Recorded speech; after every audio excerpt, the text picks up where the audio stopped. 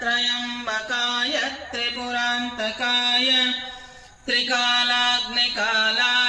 कालाग्निरुद्राय नीलकण्ठाय मृत्युञ्जयाय सर्वेश्वराय सदाशिवाय श्रीमन्महादेवाय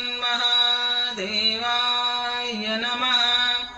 ॐ चिन्मयं व्यापि यत्सर्वं त्रैलोक्यं सचराचरं तत्पदं दर्शितं येन तस्मै श्रीगुरुवे नमः। गुरुर्ब्रह्मा गुरुर्विष्णुः गुरुर्देवो महेश्वरः गुरुरेव परं ब्रह्म तस्मै श्रीगुरुवे नमः। त्वमेव माता च पिता त्वमेव बन्धुश्च सखा त्वमेव विद्या द्रविणं त्वमेव सर्वं मम देव त्वमेव सर्वं मम देव। से बोलिए श्री सद्गुरुनाथ महाराज की जय। दैनिक नियमित अपराह्नकालीन नित्य पूजा के अंतर्गत प्रार्थना, कीर्तन, तत्व और गुण वंदना, उपदेश एवं सर्वमांगलिक मंत्रों का उच्चारण किया। अब हम सभी लोग भजन एवं प्रवचन की ओर प्रस्थान करते हैं। सर्वप्रथम हम सभी लोगों के समक्ष ब्रह्मचारिणी पूनम दीदी अपने विचारों को रख रहे हैं। हम सभी लोग ध्यानपूर्वक श्रवण करें।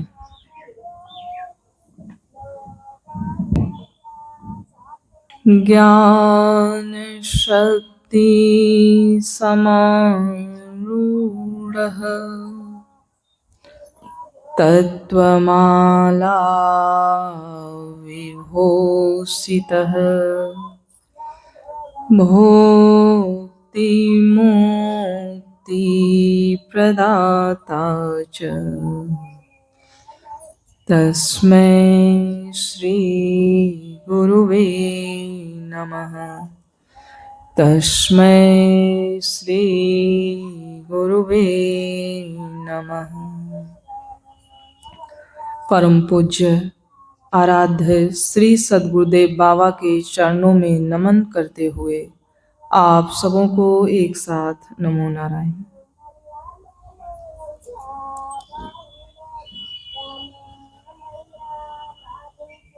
हम सभी लोग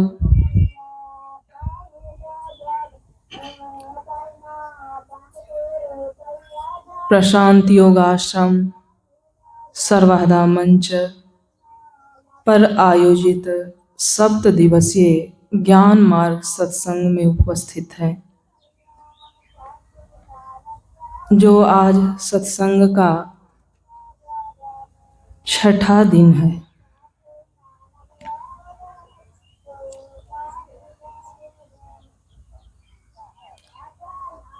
सत्संग में, इस 7 दिवसीय सत्संग में इस ज्ञान मार्ग सत्संग का मूल विषय जीवन है।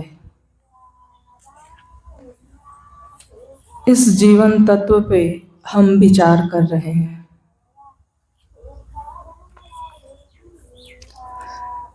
जीवन तत्व पर विचार करने के सर्वप्रथम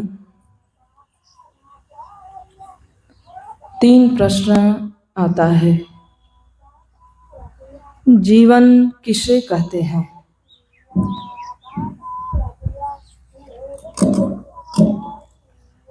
जीवन क्यों जीना चाहिए? जीवन जीने का प्रयोजन या जीवन जीने का उद्देश्य क्या है? और तीसरा प्रश्न है, जीवन को कैसे जिए? जीवन किसे कहते हैं, इस पर हम विचार कर चुके हैं।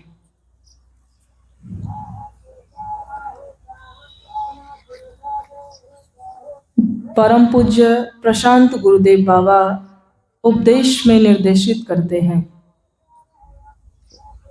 कि जल ही जीवन है। अर्थात यहाँ पे जल शब्द से शेष चारों तत्व जो है उसको भी उपलक्षित किया जाता है। इससे यह सिद्ध होता है कि हमारा शरीर पंच तत्व से बना हुआ है।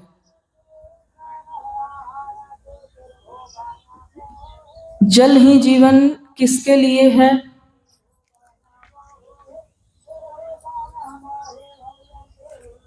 इस संसार में 3 तरह के लोग होते हैं। सामान्य लोग जो स्थूल धरातल पर होते हैं, उनके लिए जल ही जीवन है, ऐसा प्रशांत गुरुदेव बाबा उपदेश में निर्देशित करते हैं। अर्थात यह भी कह सकते हैं कि उनके लिए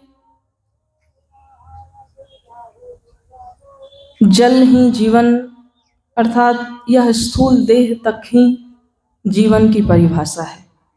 जब हमारा यह स्थूल देह छूट जाता है तो वह मानते हैं कि जीवन पूरा हो गया। लेकिन जो साधक और जिज्ञासु लोग होते हैं, जो भक्त जन होते हैं, उनके लिए जीवन की परिभाषा अलग होती है। सिर्फ स्थूल शरीर का छूट जाना ही जीवन पूरा नहीं हो जाता। जीवन में मूल शब्द जीव है और जीव की निरंतर गतिशीलता होते रहती है। इस पर हम विचार कर चुके हैं। देहांतर और लोकांतर सिर्फ स्थूल देह छूट जाने के बाद भी जीव जब तक वह अपने पूर्णत्व को प्राप्त नहीं कर लेता है, तब तक वह निरंतर गति करते रहता है, एक लोक से दूसरे लोक, एक देह से दूसरे देह में। और तीसरे स्तर के लोग होते हैं जो सिद्ध महापुरुष होते हैं। उनके लिए जीवन की परिभाषा ज्ञानामृत जीवन है।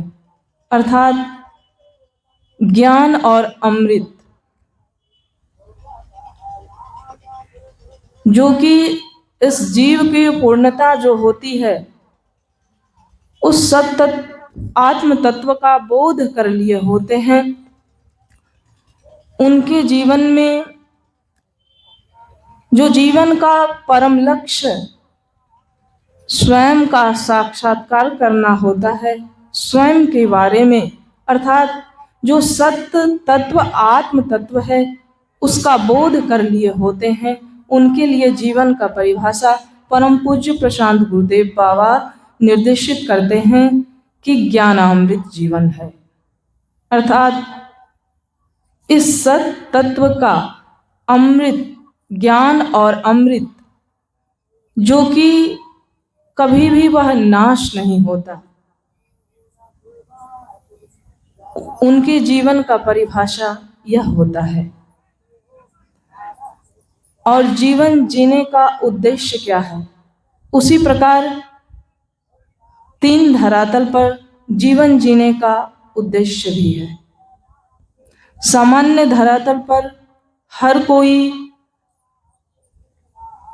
सिर्फ स्थूल शरीर का पोषण करते हैं, रोटी, कपड़ा और मकान के द्वारा। लेकिन जो हमारे भीतर जीव तत्व है, जो सत तत्व है, जिससे हमारा जीवन जड़ चेतनात्मक अर्थात जड़ और चेतन की संयोग से बना है, तो हम जड़ तत्व का जो जितना हमारे भीतर अंश है उसका तो पोषण कर लेते हैं, लेकिन जो चेतन तत्व के रूप में आत्म तत्व है उसका खुराक हम दे नहीं पाते हैं। सामान्य धरातल पे सिर्फ एक जीवन को जी लेना, फिर स्थूल देह को छोड़कर दूसरे देह में प्रवेश करना, यह संसरण का चक्र चलते रहता है। इसलिए उनका जीवन जीने का उद्देश्य मात्र स्थूल शरीर तक ही सीमित होता है। और जो साधक और जिज्ञासु लोग होते हैं, भक्तजन होते हैं, उनके जीवन जीने का उद्देश्य अलग होता है। वह अपने जीवन में प्रगति, सद्गति और परम गति के लिए जो यह जीव है, जो आत्म तत्व है, उनको यह इतना विवेक जागृत हो जाता है कि जो हमारा यह जीवन है, इसमें मात्र स्थूल शरीर का छूट जाना जीवन की पूर्णता नहीं है। उन्हें यह विवेक हो गया है कि जीव की जब तक अपने जीव जो है पूर्णत्व को नहीं प्राप्त कर लेता है, तब तक वह निरंतर गति करते रहेगा। इसलिए जीव की सद्गति के लिए, जीव की प्रगति, सद्गति और परम गति के लिए वह भजन, सत्संग और ध्यान करते हैं। इस प्रकार से उनका जीवन का उद्देश्य भजन, सत्संग और ज्ञान, भजन, सत्संग और ध्यान के लिए वह अधिक से अधिक समय को लगाते हैं। क्योंकि सामान्य धरातल पर हम देखते हैं कि स्थूल शरीर का जो पोषण है रोटी, कपड़ा और मकान से होता है, लेकिन जो सूक्ष्म शरीर, जो हमारे भीतर चेतन आत्म तत्व है, उसका खुराक भजन, सत्संग और ध्यान है। इसलिए वह अपने आत्म तत्व को उस परम गति तक पहुंचाने के लिए, उस परम गति का बोध करने के लिए उनके जीवन जीने का उद्देश्य ये होता है, जो साधक या जिज्ञासु लोग होते हैं। और तीसरे स्तर के जो कि सिद्ध महापुरुष लोग होते हैं, जो कि उनको सत्तत्व का बोध हो गया है, लेकिन ये साधक उस सत्य तत्व का बोध नहीं किया है, उसकी यात्रा में चल रहा है। जीव पूर्णता की प्राप्ति के लिए उस यात्रा में अपने आप को चला रहा है, वह साधक गण होते हैं। लेकिन जो सिद्ध महापुरुष होते हैं, वो आत्म तत्व, जो सत तत्व है, उसमें प्रतिष्ठित, अर्थात वह बोध किए हुए होते हैं। इसलिए उनके जीवन का उद्देश्य सर्वभूत हिते रताः की भावना से होती है, अर्थात सबों के कल्याण के लिए वह जीते हैं। उनके व्यक्तिगत कोई इच्छा या कामना नहीं होती, उनके भीतर कोई जीव भाव ही नहीं है। तो आप उनके भीतर कोई व्यक्तिगत ये कामना, भिन्न भिन्न प्रकार के मनुष्य का कामना होता है, उसी प्रकार से वह फिर कर्म को करता है। लेकिन उनके भीतर जो सत तत्व में प्रतिष्ठित है, फिर तो वह पूर्ण में प्रतिष्ठित है, तो फिर इस संसार के लिए उसे कुछ भी कामना नहीं होता। इसलिए वह इस संसार के कल्याण के लिए, वह दूसरों को मार्गदर्शन देने के लिए जीते हैं। इस प्रकार से उनका जीवन का उद्देश्य ये होता है। तीसरा प्रश्न है कि जीवन कैसे जिए।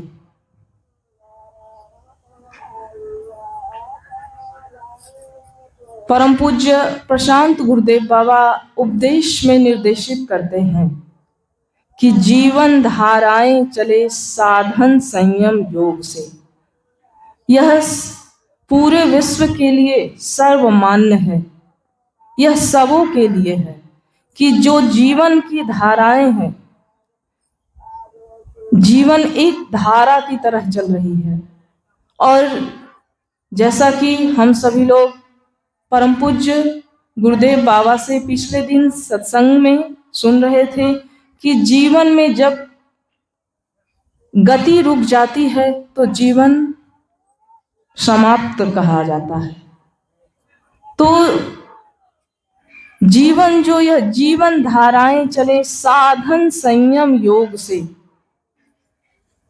हमारा जीवन किस प्रकार से हमें जीना चाहिए, तो प्रशांत गुरुदेव बाबा तत्व गुण वंदना में यह निर्देश करते हैं कि जीवन धाराएं चले साधन संयम योग से। यहाँ 3 शब्द है, साधन, संयम और योग। हमारा जीवन साधन पूर्वक जो इस मंच से योग प्रशिक्षण बतलाया जाता है,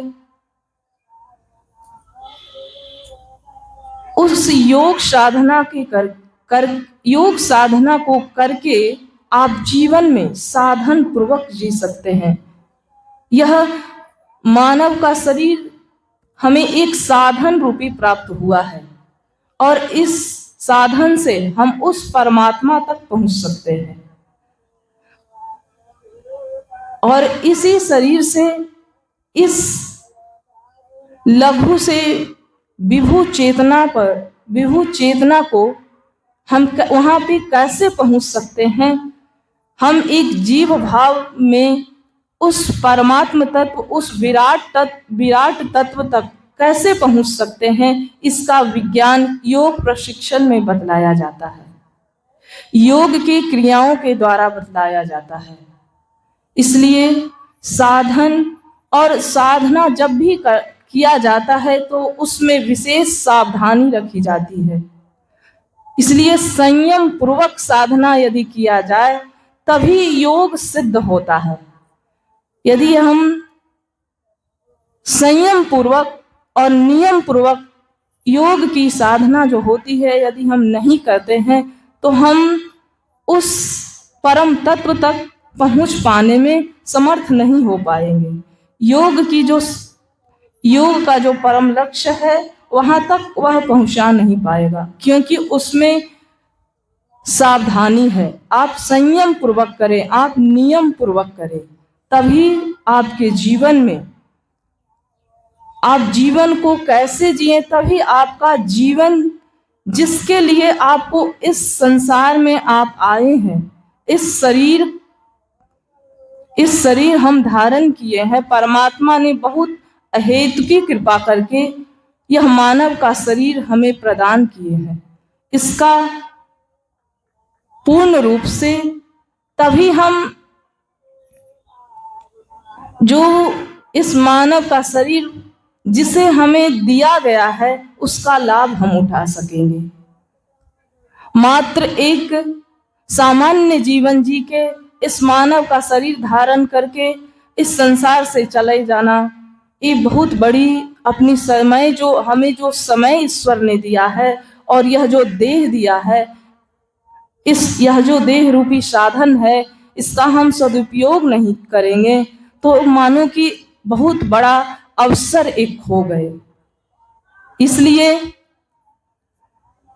साधन और संयम पूर्वक योग की साधना से हम उस परम तत्व तक पहुंच सकते हैं। इसलिए परम पूज्य प्रशांत गुरुदेव बाबा तत्व गुण वंदना में निर्देश करते हैं कि जीवन धाराएं चले साधन संयम योग से, अर्थात हम जीवन कैसे जिए, साधन संयम योग पूर्वक जीवन जिए। ये नहीं कि मनमानी ढंग से हम जीवन जी रहे हैं तो जीवन का जो प्रयोजन है वह सिद्ध नहीं हो पाएगा। आप व्यर्थ ही यूं गवा देंगे यह जीवन।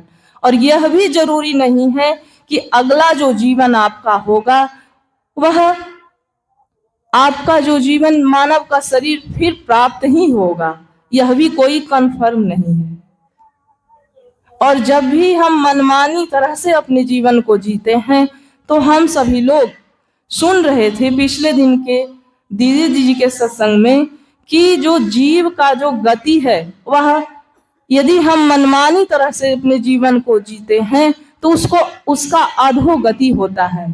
और जब हमारा अधोगति हो जाएगा तो कभी भी यह मानव का शरीर हमें प्रदान नहीं होगा, जब तक हम उस सत्व गुण को धारण नहीं करेंगे।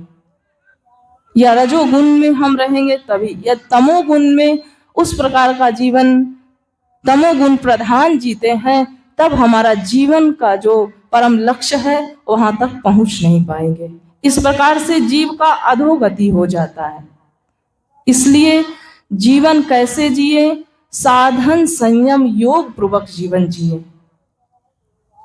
आज इतना ही। शेष अगले दिन के सत्संग में हम इस बिंदु पर विचार करेंगे। इन्हीं शब्दों के साथ मैं अपने वाणी को यहीं पे विराम देती हूँ। श्री सद्गुरुदेव बाबा के चरणों में नमन करते हुए आप सबको एक साथ नमो नारायण। प्रेम से बोलिए श्री सद्गुरुनाथ महाराज की जय। थोड़ी देर के लिए एक भजन सुनते हैं। सभी लोग पीछे से दोहराने का प्रयास करेंगे।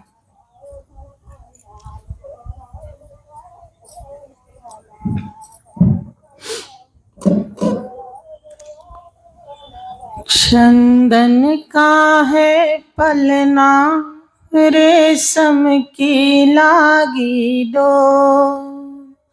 चंदन का है पलना, रेशम की लागी डोर। झूला झूले ब्रज में रे नटवर नंद किशोर। झूला झूले ब्रज में रे नटवर नंद किशोर। चंदन का है पलना, रेशम की लागी डोर। चंदन का है पलना, रेशम की लागी डोर। झूला झूले ब्रज में रे नटवर नंद किशोर। हे ब्रज में रे नटवर नंद किशोर। देख यशोदा मैया मन मन फूले। आज कन्हैया मेरा पलना में झूले। देख यशोदा मैया मन मन फूले। आज कन्हैया मेरा पलना में झूले।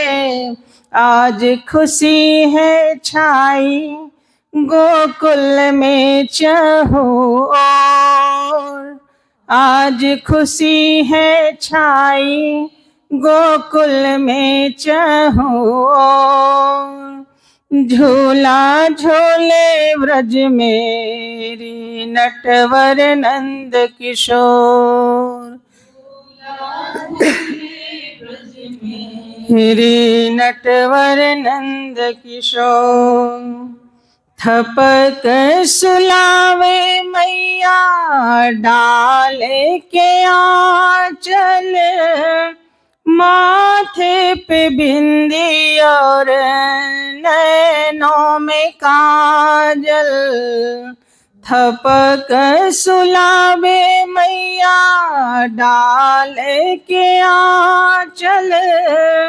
माथे पे बिंदी और नैनों में काजल।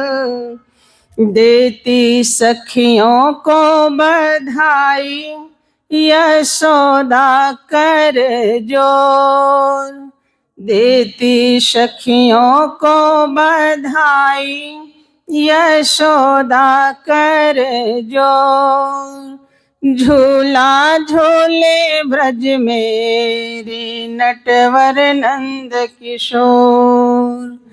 झूला झूले ब्रज मेरे नटवर नंद किशोर। चंदन का है पलना, रेशम की लागी डोर। चंदन का है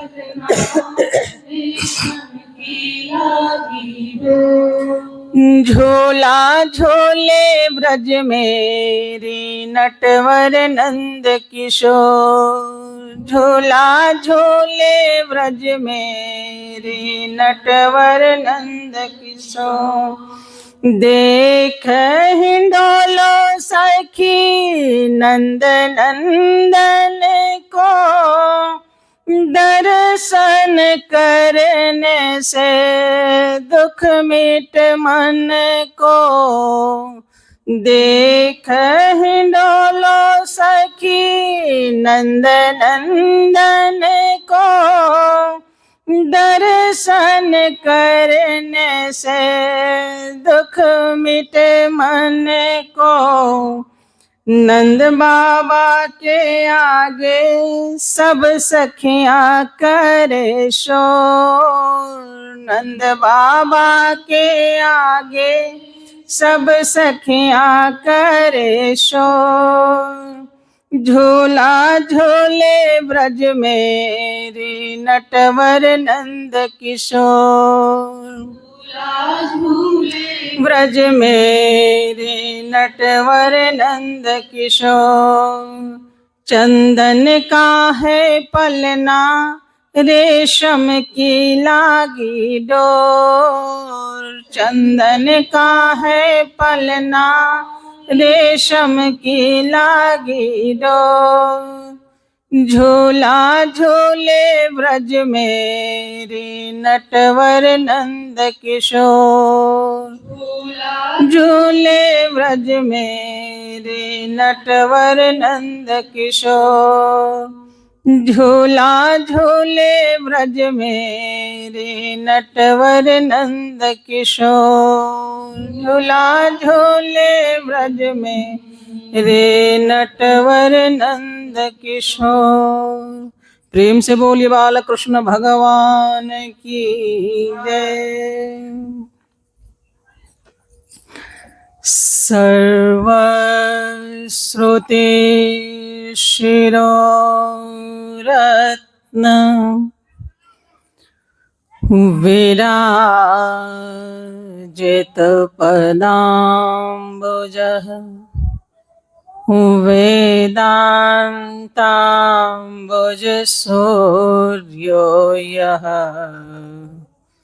तस्मै श्री गुरुवे नमः, तस्मै श्री गुरुवे नमः। श्री सद्गुरुदेव बाबा के चरणों में नमन करते हुए आप सबों को मेरा नमो नारायण। हम सभी लोग गया जिला अंतर्गत सर्वदा मंच पर प्रशांत योगाश्रम में आयोजित 7 दिवसीय सत्संग सत्र, जो 2025 ईस्वी के 30 अक्टूबर से 5 नवंबर तक आयोजित है, इसके 6ठे दिवस के सत्संग सत्र में उपस्थित हैं। पूर्व के सत्र में हमने यह विचार किया कि किस प्रकार से जीव के भिन्न भिन्न धरातलों पर जीव को भिन्न भिन्न गतियों की प्राप्ति हो जाती है। कभी यह जीव ऊर्ध्व लोकों को प्राप्त करता है, उत्कृष्ट शरीर को प्राप्त करता है, तो कभी यही जीव मध्यम लोकों को, मनुष्य शरीर को प्राप्त करता है, और कभी यही जीव अधः लोकों को अर्थात निम्न योनियों को प्राप्त हो जाता है। और इन तीनों रूपों में, तीनों लोकों में, 84 लाख योनियों में यह जीव भ्रमण करता रहता है, ऐसा हमारा शास्त्र प्रतिपादित करता है, महापुरुष प्रतिपादित करते हैं। आकर 4,84,000 योनि भ्रमत यह जीव अविनाशी। तीनों गुणों के कारण से जीव की तीनों धरातलों पर 3 प्रकार की गतियां निश्चित हो जाती हैं। यह जो 3 गुण हैं, त्रिगुण हैं, सत्वगुण, रजोगुण और तमोगुण, इसे ही हम प्रकृति कहते हैं। परम पूज्य प्रशांत गुरु बाबा अपने उपदेश में निर्देश करते हैं, प्रकृति परिवर्तनशील है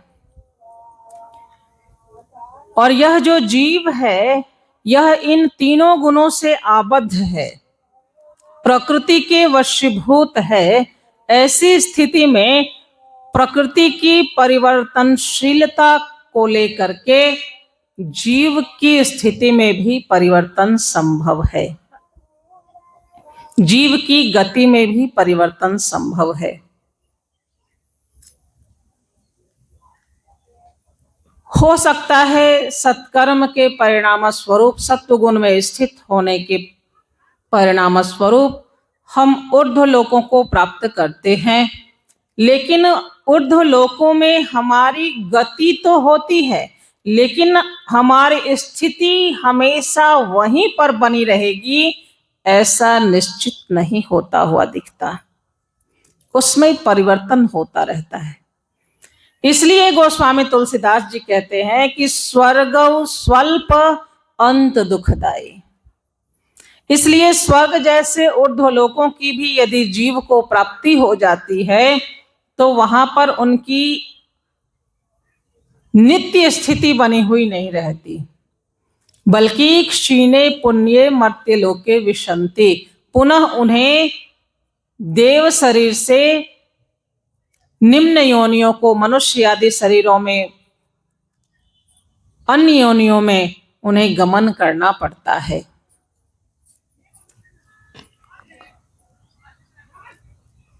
चूंकि प्रकृति परिवर्तनशील है और जीव प्रकृति के वशीभूत है, इसलिए जीव की स्थिति में भी परिवर्तनशीलता दिखाई पड़ती है, इसमें भी गति होता हुआ दिखाई पड़ता है।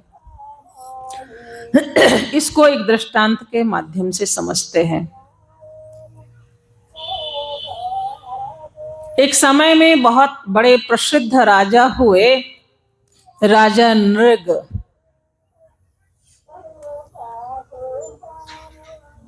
वो बहुत ही दानवीर थे, दान करने वाले थे, पूरे पृथ्वीलोक के चक्रवर्ती सम्राट थे, पूरे भूमंडल पर उनका आधिपत्य था। कहते हैं कि जितने आसमान में तारे हैं मानो कि उतनी गौओं को वो दान करते थे, अर्थात अनगिनत, हम कहते हैं ना अनगिनत तारे। वैसे ही प्रतिदिन उनका नियम था कि वो ब्राह्मणों को गौ दान करते थे। जीवन में सत्कर्म का अनुष्ठान था। कहते हैं कि एक बार राजा नृग ने किसी ब्राह्मण को गौ दान किया और वह ब्राह्मण गौ को लेकर के अपने घर चला गया। रात्रि में वह गौ उस ब्राह्मण के गौशाला से खुल करके पुनः राजा नृग के राजमहल में स्थित जो गौशाला थी उसमें पहुंच जाती है। अब राजा को तो पता नहीं कि हमने जो गौ दान में दी ब्राह्मण को, वह गौ हमारे ही गौशाला में पहुंच गई है। राजा ने पुनः प्रातः काल ब्राह्मणों को गौ दान करना शुरू किया। उसमें पुनः उन्होंने उसी गौ को जिस गौ का दान उन्होंने पहले ही दिन वो कर चुके थे, उसी गौ का दान उन्होंने पुनः किसी एक ब्राह्मण को कर दिया। क्योंकि उन्हें तो पता नहीं था कि ये दान की हुई गौ पुनः हमारे गौशाला में आ गई है।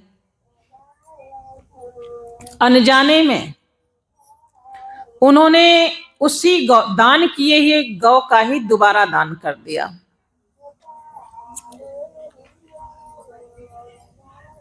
और जब वह गौ दान उन्होंने कर दिया तो उस गौ को लेकर के ब्राह्मण देवता अपने घर को चले। दूसरी तरफ जिस ब्राह्मण को पहले दिन वह गौ दान में मिली थी और उसके घर से वह गौ निकल करके राजमहल में चली आई थी, उस गौ को खोजता हुआ वह ब्राह्मण घूम रहा था कि मेरी राजा ने मुझे जो दान में गौ दिया था वो गौ कहाँ चली गई, उसको वह ढूंढ रहा था। जब इधर से ये ब्राह्मण देवता गौ को ले जा रहे हैं तो उस ब्राह्मण ने इस गौ को पहचान लिया। उन्होंने कहा, अरे ये तो मेरा राजा ने मुझे इस गौ को दान में दिया था, ये तो मेरी गौ है। तो उस ब्राह्मण ने कहा कि नहीं, अभी अभी मुझे राजा ने इसे दान किया है। दोनों के बीच में विवाद हो गया। ये कहता कि नहीं, राजा ऐसा नहीं कर सकते, उन्होंने पहले ही दिन मुझे इसका दान कर दिया है और जिस ब्राह्मण को आज दान में मिली है वह भी अपनी बात पर अड़ा है कि नहीं, राजा ने स्वयं मुझे अभी इसे दान में दिया है। विवाद करते हुए दोनों ने यह निश्चय किया कि चलो अब राजा ही इसका फैसला करेंगे।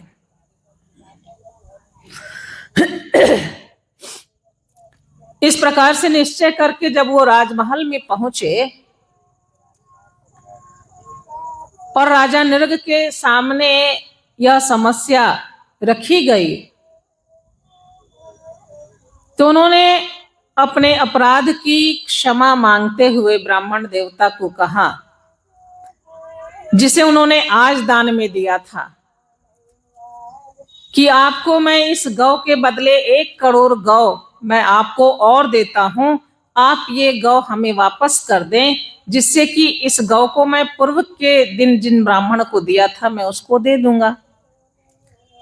अब वो ब्राह्मण देवता कहते, नहीं, मैं तो अपने जो मुझे दान में मिल चुका है मैं इसे वापस नहीं कर सकता।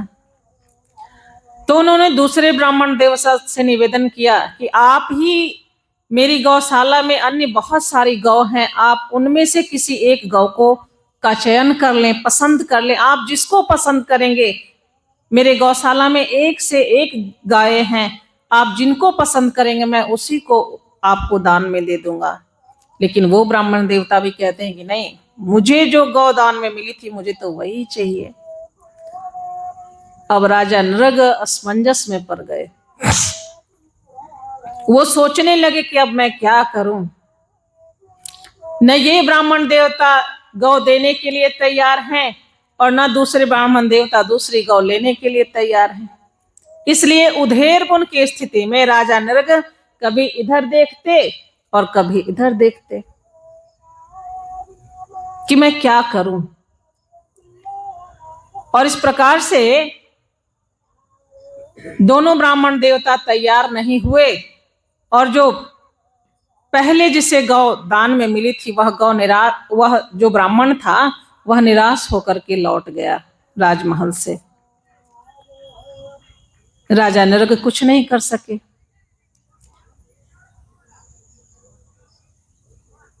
वह ब्राह्मण देवता तपस्वी थे, साधक थे, वह राजमहल से खाली हाथ लौट गए।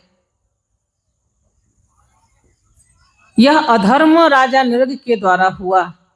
इसलिए जब राजा नृग की मृत्यु हुई तो यमराज ने कहा कि आपके जीवन में तो बहुत सत्कर्म है, लेकिन एक अपराध आपका ब्राह्मण देवता का बन पड़ा है कि आपने उनकी समस्या के समय सही निर्णय नहीं लिया था। आपने गिरगिट की तरह सिर को केवल इधर और इधर डुलाया था, इसलिए आप जाइए, आपको गिरगिट की योनि आपको प्राप्त हो जाएगी।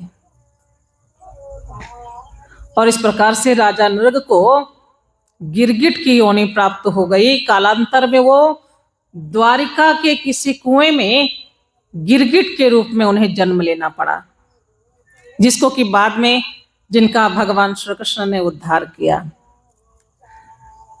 तो राजा नृग जैसे दानवीर की, सत्कर्मी की ऐसी स्थिति हो सकती है कि वह सत्कर्म का अनुष्ठान करते हुए भी जीवन में एक निकृष्ट, एक अधर्म हो जाने के कारण से निम्न योनि की प्राप्ति हो जाती है राजा नृग को। तो हम और आप जैसे जो साधारण जीव हैं, इनकी स्थिति क्या हो सकती है? इसलिए हम यह विचार कर रहे हैं कि यह निश्चित नहीं है कि हमें जिन ऊर्ध्वलोकों की प्राप्ति हुई है उसमें हमारी स्थिति बनी ही रहेगी।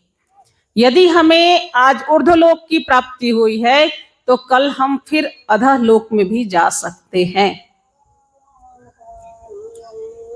फिरत सदा माया कर प्रेरा, और अधोलोकों में जाकर के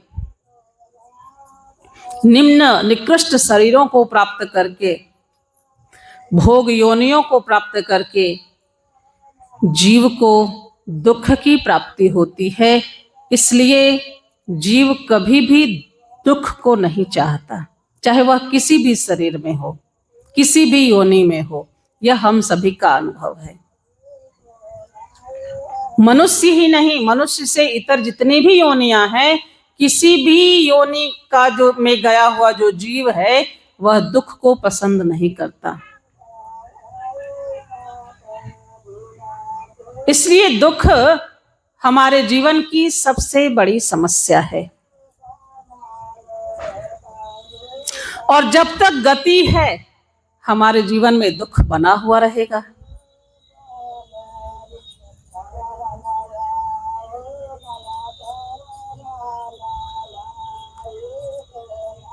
यदि हमें ऊर्ध्वलोकों की भी प्राप्ति होती है तो स्वर्ग स्वल्प अंत दुखदायी।